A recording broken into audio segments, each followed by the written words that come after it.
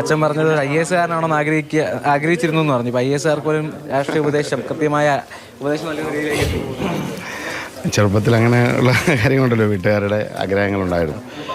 ഞാൻ പക്ഷേ ചെറുപ്പം മുതൽ തന്നെ രാഷ്ട്രീയ പ്രവർത്തകനാവാൻ തന്നെയാണ് ആഗ്രഹിച്ചത്.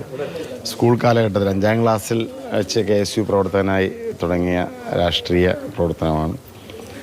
ഇത്തവണ ജനപ്രതിനിധിയാകാൻ അവസരം ലഭിച്ചു. തീർച്ചയായും കായംകുളം ജനതയോടാണ് എൻ്റെ ഏറ്റവും വലിയ കടപ്പാടും സ്നേഹവും.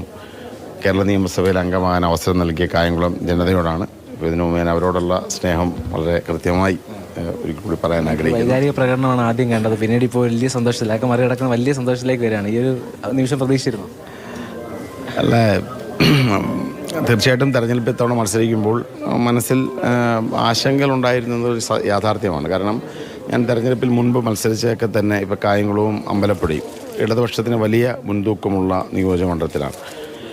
അപ്പോൾ അതുകൊണ്ട് തന്നെ വിജയിക്കാൻ സാധിച്ചില്ല. പക്ഷേ ഇത്തവണ വീണ്ടും കായംകുളത്ത് എത്തിയപ്പോൾ തീർച്ചയായിട്ടും ആ ഒരു മനസ്സിലുള്ള ആ ഒരു വികാരമാണ് പ്രകടിപ്പിച്ചത്. ഇത്തവണ ഒരു അവസരം നൽകണമെന്ന് അഭ്യർത്ഥിച്ചു. കാരണം സാധാരണഗതിയിൽ ഒരു തെരഞ്ഞെടുപ്പ് വോട്ടിംഗ് പാറ്റേൺ വെച്ച് LDFന് വലിയ മുൻതൂക്കമുള്ള സ്ഥലമാണ്. അപ്പോൾ തീർച്ചയായിട്ടും ഞാൻ കായംകുളം ജനതയോടുള്ള കക്ഷി രാഷ്ട്രീയ ഭേദമന്യമുള്ള ഒരു അഭ്യർത്ഥനയാണ് നൽകിയത്. അത് അംഗീകരിച്ചതിലുള്ള സന്തോഷമുണ്ട്. മന്ത്രിയാകാൻ നൽകിയ അവസരം ജനങ്ങളും പാർട്ടിയും നൽകിയ, മുന്നണിയും നൽകിയൊരു അംഗീകാരമാണ്. അതിലും സന്തോഷമുണ്ട്. കൗതുകത്തിന് പുറത്ത് വയ്ക്കുകയാണ്, ഒരു പൊടിക്ക് അടങ്ങും എന്ന് പറയുന്ന സാധനം ഇപ്പോഴും ചർച്ച നിൽക്കുകയാണ്. അത് യഥാർത്ഥത്തിൽ ഞാനത് അതിനകത്ത് പറഞ്ഞ കണ്ടൻറ്റ് അതിനകത്ത് ഒരു തെറ്റുമില്ല എന്നാണ് എൻ്റെ അഭിപ്രായം. കാരണം ഞാൻ പറഞ്ഞത് വളരെ കൃത്യമായിട്ടാണ്. ഞാൻ നേതാക്കന്മാരെ മുഖ്യമന്ത്രിമാരായി പരിഗണിക്കുന്നുണ്ട്. അപ്പോൾ നേതാക്കന്മാർക്ക് വേണ്ടി ആളുകൾ പ്രകടനം നടത്തുന്നതിനകത്തും തെറ്റില്ല.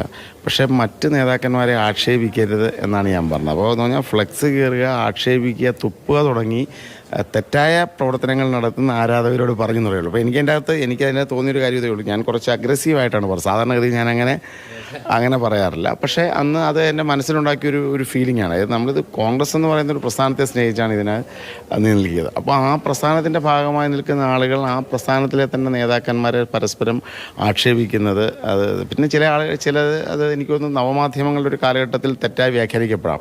നമ്മൾ പറയുന്നതിൻ്റെ ഒരു ഭാഗം മാത്രം അടർത്തി എന്നിട്ട് വളരെ രീതിയിലുള്ള തെറ്റായ നിരവധി പോസ്റ്റർ ചെയ്യാൻ കണ്ടു. ഞാൻ ഇന്ന ആൾ പോട്ടെ, അത് അങ്ങനെയൊന്നും ഞാൻ ഒരു നേതാവിനെ അനുകൂലിച്ച് പറഞ്ഞൊരു കാര്യമല്ല. വളരെ കൃത്യമായൊരു പൊസിഷനാണ് പറഞ്ഞത്. കോൺഗ്രസ് പാർട്ടിയിൽ നമ്മളെടുത്ത തീരുമാനം ശ്രീ രാഹുൽ ഗാന്ധിയെ ചുമതലപ്പെടുത്തിയിരിക്കുന്നു, കോൺഗ്രസ് ഹൈക്കമാൻഡിനെ ചുമതലപ്പെടുത്തിയിരിക്കുന്നു. അവർ തീരുമാനം അതിനല്ലേ അവസാനം നടന്നത്. ഡൽഹിയിൽ വെച്ച് എല്ലാ പ്രകടനങ്ങളും അവസാനിപ്പിക്കാൻ പറഞ്ഞപ്പോൾ എല്ലാവരും യഥാർത്ഥ കോൺഗ്രസ്സുകാർ മുഴുവൻ വളരെ കൃത്യമായി ഇത് ചെയ്തു. അവധാനതയോടെ തീരുമാനം വന്ന് എല്ലാ നേതാക്കന്മാരും അംഗീകരിച്ചു. ഇതാണ് പറഞ്ഞത്. അതല്ലാതെ കോൺഗ്രസ് പാർട്ടിയെ തെരുവിൽ ആക്ഷേപിക്കുന്ന രീതിയോടുള്ള എൻ്റെ ഇതാണ്. എനിക്ക് തോന്നുന്നു സാധാരണഗതിയിൽ അപ്പുറത്ത് ഞാൻ കുറച്ചുകൂടി തീവ്രമായി പ്രതികരിച്ചതിൻ്റെ കാരണം നമ്മുടെ പ്രസ്ഥാനത്തിന് അപമാനമുണ്ടാകുന്നൊരു സാഹചര്യം വന്നുകൊണ്ടാണ്. അപ്പം നമുക്ക് എപ്പോഴും ഒരേ സാഹചര്യത്തിൽ മാത്രം സംസാരിക്കാൻ കഴിയില്ലല്ലോ. നമുക്ക് ദുഃഖം വരുമ്പോൾ ചിലപ്പോൾ നമ്മൾ ദുഃഖം പ്രകടിപ്പിക്കും. നമുക്ക് ആത്മരോഷം ഉണ്ടാകുമ്പോൾ നമ്മൾ ചിലപ്പോൾ ശുഭദിനായി സംസാരിക്കും.